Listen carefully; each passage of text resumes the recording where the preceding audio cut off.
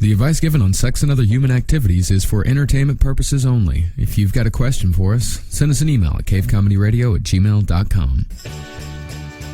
Hello. Hi.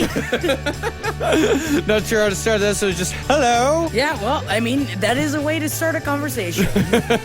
Welcome to Sex and Other Human Activities, ladies and gentlemen. I'm Marcus Sparks. I'm Jackie Zebrowski. And I got a hangover of sorts. Oh, yeah? I got a cold sore. Is that what happens when you drink? Because maybe you shouldn't drink anymore. Yes, every time I drink, my face is just riddled with cold sores. You know, I kind of almost wish that did happen to me, and maybe I wouldn't drink so much. No, it's weird. This happens to me I picked up a old case of oral herpes way back in the cocaine days. Let that be a lesson to you. Oh, yeah, man. It's a good lesson. It's a lesson that shows itself on my face every 6 months or so. But the weird thing is now is the only time I get cold sores is right after a big stress depression, which I went through recently. You know, I mean, fuck, I go through them all the time, but after big stress depression, because stress depressions are different from normal depressions. You know what I'm talking about when I say stress depression? Oh, yeah, baby. Yeah. It's most of my life. I understand.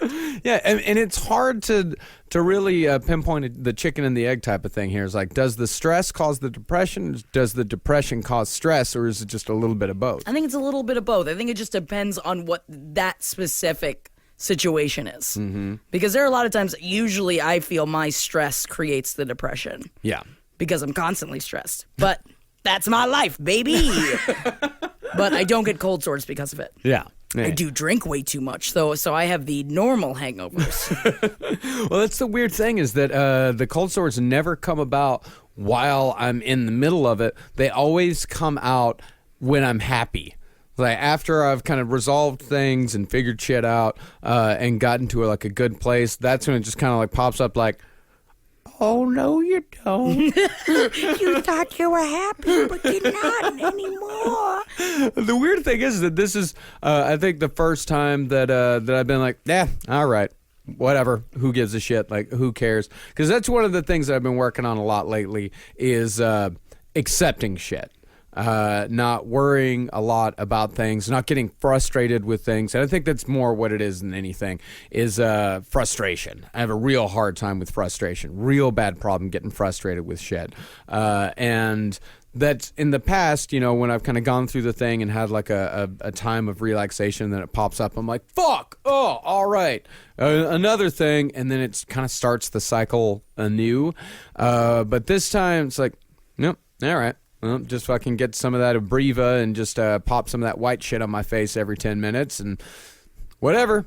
But I wonder if it's because you are finally seeing it as the end of it rather than the beginning. But then the beginning of the next one? Yeah, right. That you're seeing it as the end of your last stress depression rather than seeing it as the cycle starting again. This is the end. I mean, it's like when you get a massage. You usually get sick afterwards. Yeah. It's the release of toxins in your body that your face is well... Oh, we're done with that, but you're going to have to deal with, I'm going to put some trash on your face for a little bit. But it's because it's finally not in your brain anymore, and it's not held in your body anymore. It's just a physical thing that you can deal with. Yeah. That's something, I mean, honestly, I'd rather deal with a cold sore than deal with a stress depression. Oh, God, yes. You know? Yeah. No, this just means I can't, kiss the lady for a couple of days. That's fine. That's just a fine. few days. Yeah, I can absolutely handle that. It's like Julia Roberts in Pretty Woman. She doesn't kiss? She never kisses on the mouth. Oh, my God. Yeah, because her lips are sacred. So your lips are sacred for a few days. Sorry, darling, can't kiss. Unsacred right now. I'm sorry, my lips are sacred, but you can have the rest of me. You just can't have my lips. And give me $5. $5, that's all you're worth? She gets a discount. Okay, that's nice. Yeah. Girlfriend discount. No, but I think it's good. I think it's just a matter of perspective of it, and I think that's why you're taking it in stride. I think that there's an end to a lot, whenever you have a stress depression, I think that's an interesting thing to focus on when you finally feel better again is, okay, what is different now than before. You know, it's like to see the end, to acknowledge the fact that it's over. You have an actual physical thing, which is great. I mean, it's not great, but it's great. Yeah. That it's harder for people that don't have a manifestation of the end of it to recognize when they're feeling better. Yeah, it's like God put a period on my face. You know what? How many times I'm like, oh God, am I pregnant? And I literally have a period. I'm like, nah, not this month, baby. Okay, well, God didn't put a period on my face. Bad decisions I made while doing cocaine all the time put a period on my face. But it could be God working in mysterious ways. You never know. Fate is working. Fortuna hath spun his wheel.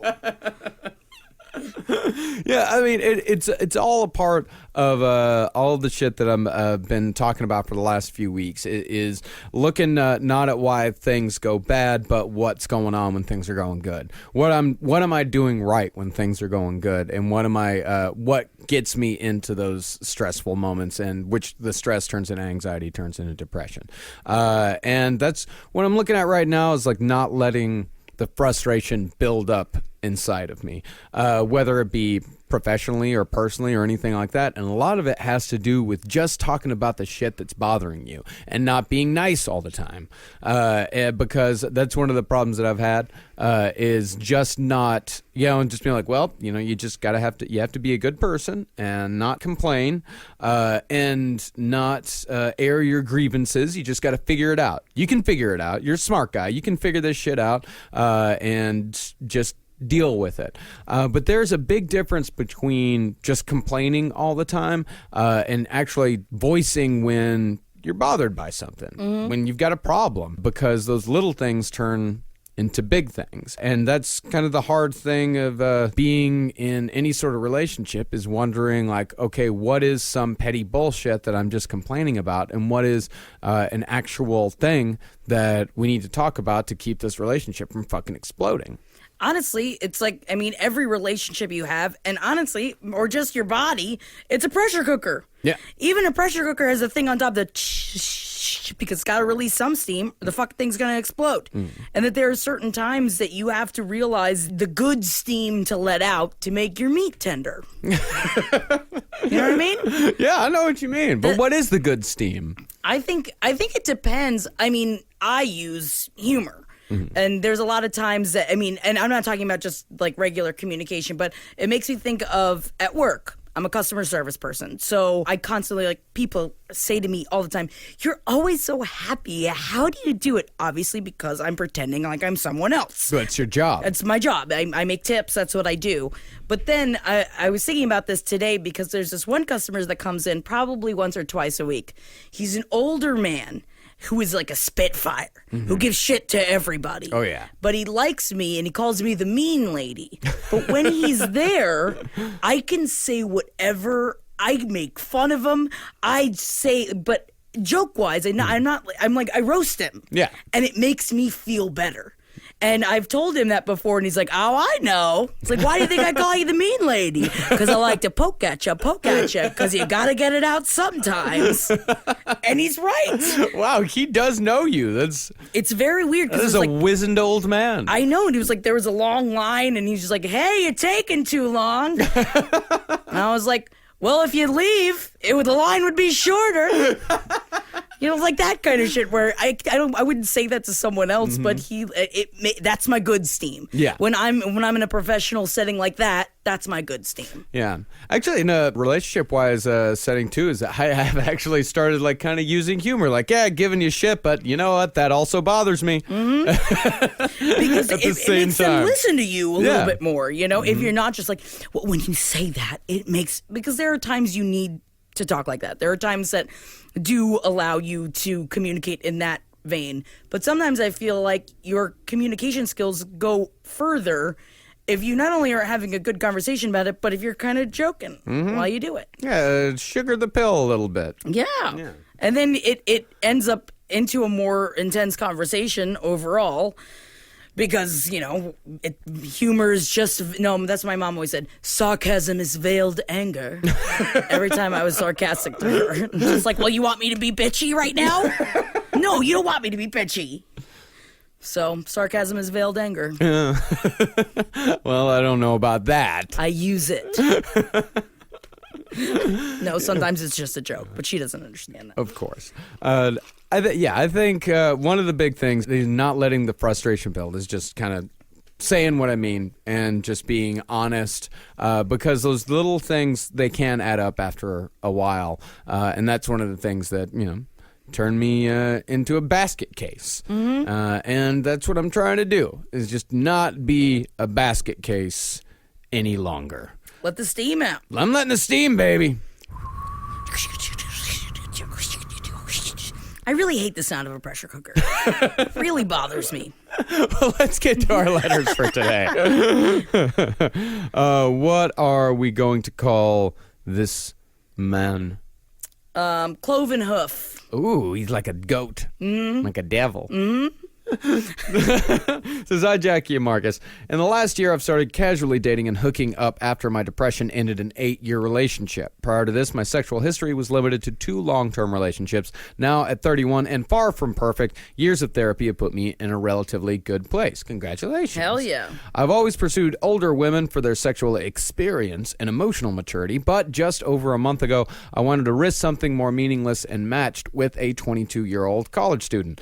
The past 6 weeks have built into something I've described to friends as scary. I was going to be a playboy and gentleman for years, but now I can't get her off my mind. My usual rotation of death and doom metal, kudos Marcus to your taste, oh boy, thank you, is now supplanted by Sam Cooke, the Four Tops, and more. Mama Cass is literally belting in my damn ears now. Fucking love Mama Cass. Man, I love Mama Cass. Sounds like you're making your own kind of music, boy. Hell yeah. You gotta sing your own special song. Although there's a tough exterior, she recently shared similar feelings to mine. Great, except that she'll be graduating and taking a job in San Diego while I live in LA. Additionally, she's expecting to work 6 days a week to save for grad school.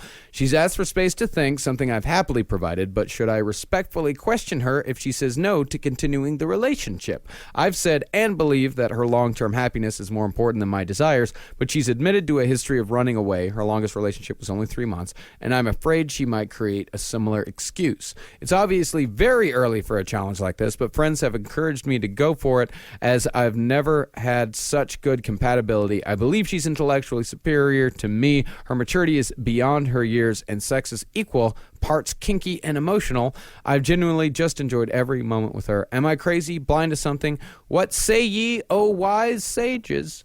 Clovenhoof. We are not wise, but thank you. Yes, I do appreciate. I appreciate that, but as with everything, please take our advice with a grain of salt. I think it's great that you have stretched yourself. Yeah. I think that this is a time that you needed to stretch yourself. You needed to see what you were capable of. And the fact that you said that you were looking to be a playboy, looking to do that kind of stuff, maybe you do it. Yeah. I don't think that there's anything wrong. I think that you can see this, that like if she wants to continue it and you want to try and work on it, definitely try and work on it. But also, if you can see this almost as like a muse for yourself to tell you, I can do this. Yeah. This is fun. That there are other people like that out there, younger and older, that can show you new things and make you feel differently than you'd ever felt before. And if she has a history of running away from something and you think that that's what she's doing, then let her run. Yeah. It will make her happy in the long run. And if she doesn't want to keep a long-distance relationship, which is hard at 22. Honestly, it's hard at any age to keep a long-distance relationship. In LA and to San Diego, how far was that? Like 3 hours or something? I think so. Yeah, it could be more, but even then, like even anything over an hour, it's hell. When I was dating Carolina, I lived in Brooklyn. She lived in Queens, and it damn near felt like a fucking long-distance relationship because it took an hour and 20 minutes to get to her place on the train. 3 hours is, that's long distance. Yes. Yeah. I think, but it just sounds like you're in a much better place than you were in. And you gotta respect that. Like, see it for what it is, that she helped you get to a much better place. Because that's all, especially short relationships or long relationships, is that all you can do is realize what you're learning from this person. Mm-hmm. And it seems like you're not only learning a lot about yourself over in all of your work and trying to work on yourself, that you needed someone to come in and be like, hey man, you still got it. Yeah, I agree with that completely. Really, I mean, if she's living in San Diego and you're living in LA and she's working 6 days a week to save for grad school, that's a perfectly reasonable explanation for why she may not want a relationship. And just because you're not in a relationship doesn't mean you can't still stay in touch with each other. Oh, yeah. You don't want to push her too hard. Because I actually been in a pretty similar relationship to what you're in. Not being 31, I was in college and a girl moved away. She moved back to Dallas and I was head over heels for her. And I gave her an ultimatum. I was like, it's going to be all or nothing. And she wanted to be like, why don't we just, keep talking and then we'll just kind of see how it goes. I'm like, no, it has to be all or nothing. And she said, all right, well, it's nothing then. For a long time, yeah, I regretted that. I mean, now I look back, it's, I was a kid. But for the longest time, I was like, man, I really fucked that up. That was the wrong move. That was the wrong move. And if you're really into this girl, then yeah, have some patience with it, man. I mean, don't try to push anything too hard here. You don't need to push anything too hard because you sound like you're just having a really good time. And keep having that good time. And if... it's the whole old cliche of if you love her, let her go. Because if you do that and just kind of keep in contact, and if you fall out of contact with each other, then it wasn't meant to be. And you can move on to something else, man. But it sounds like this has been really good for you. Yeah, and also, I mean, if you stay in contact too, and if you're seeing other people, she's seen other people, and nothing, is set in stone, it's like, who says you can't just go out there on a weekend and have a weekend bang? Yeah. It's like, then it's just kind of a fun thing. It's like, oh no, this is my friend, we talk every once in a while, and, every few months we meet up when we bang for 2 days straight, and then I come back to LA and she continues on with her life. Yeah. Which is also a great thing to have.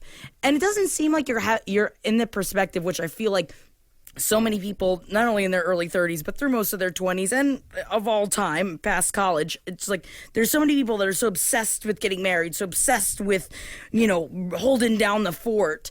And you don't seem to be that. Nah. Which is awesome. You seem super chill about all of this. Yeah. Which is great. But that's something I think you need to recognize within yourself, that you're doing a great job with this. Mm-hmm.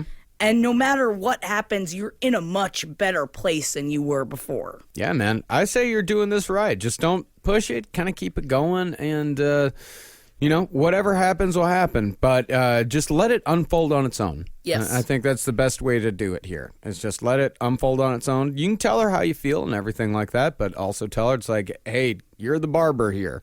I'm into it. Also, let her know, possibly after a while, just be like, well, yeah, I'm into it, but I'm not going to be around forever, because you also don't want to just be the guy that's just sitting there waiting for her to call. Beck and call, at her beck and call. You don't want to be that guy either. But you can say, yeah, I can still be into this, but, don't expect me to wait around for you for, the next 5 years while you get your shit together.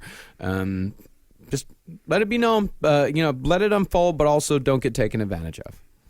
And I'm glad that you didn't even bring up that you were going to move to San Diego with her. Oh, yeah. Brava! I mean, because I feel like that, when I first started reading this letter, it was like, oh, don't move there with her. Don't do that. But that wasn't even on your mind. You're doing a great job. Yeah, man. Just wanted to throw that out there. Yeah, you're doing good, man. Just keep going with it. Next letter. What shall we call her? Flipper hands. It just kind of gross. Is that gross? Well, I thought it was more fun. I was thinking more of like a manatee. But okay. Like the hands of a manatee. If we're talking manatees, yeah, then I'm down. What were you thinking? Like Lobster Boy. Oh, yeah. Oh, no. I meant more like a penguin or a manatee. All right, let's go. Hi, Jackie and Marcus. Thank you for your show. Voices chatting about mental illness so realistically and yet warmly is really comforting when I just need something going on in the background. Thank you very much for listening. Yeah. We really appreciate that.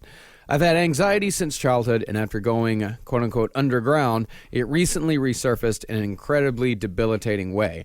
I am constantly paranoid about my health, and am incredibly frightened that my body will, quote-unquote, stop working. My whole life, I've avoided medication because I need to be in control of my body at all times. I'm frightened that a pill that I know would be altering my brain chemistry would make me psychosomatically create a whole new set of health problems and fears because of its presence.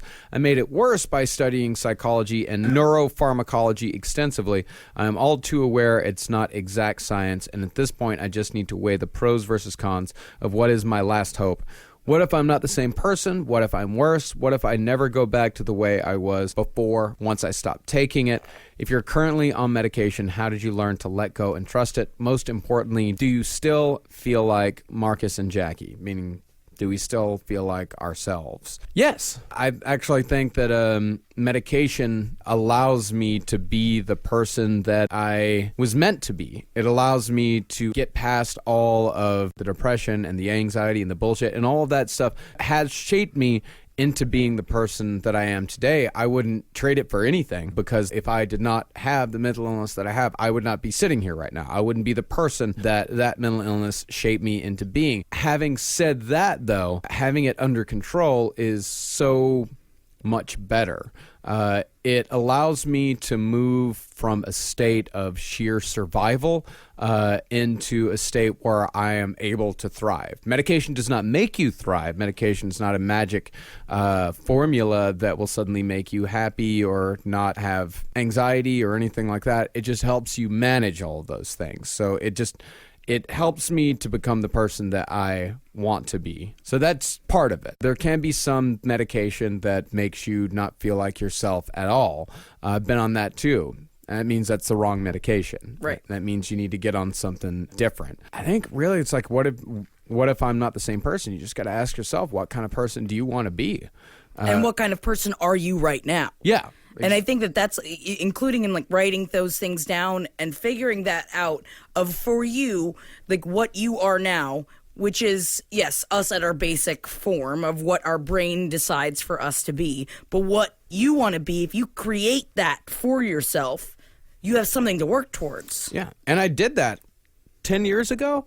I sat down and wrote out a list of what I wanted to be, how I wanted to act, like kind of little rules and goals for myself. It's like, this is the type of man that I want to be. I think it ended up being like 60 or 70 different, like just small little things, like who I am and what I want to be, like the things I liked about myself and the things that I wanted to be. And it's like taken a long time to get to the point where I think I look at it, and not all of them have been checked off the list, but a lot of them have. I definitely had a goal for who I wanted to be. And at that time, hell, I didn't even really know what I wanted to do, but I knew who I wanted to be. And I think that's what medication does for some people, at least it does for me, is that it allows me to be the person that I want to be.